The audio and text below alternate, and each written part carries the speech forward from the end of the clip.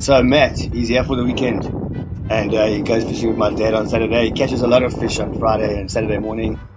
Him and I fish together, and then on Sunday he just launches right there at the lodge. And as he launches, the kingfishers go mad all around him. And the first one he lost, the second one he lost, and finally got this one.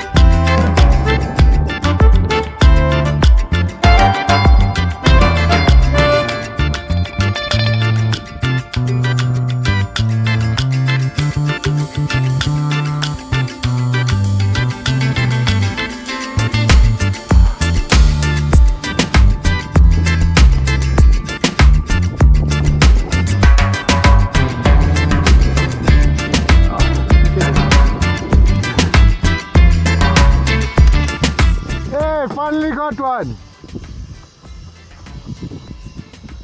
Yeah, well, he actually got a lot more, and the videos are coming in and they're getting uploaded as fast as possible. Please don't forget to like and subscribe and come and join us fishing sometime. Cheers.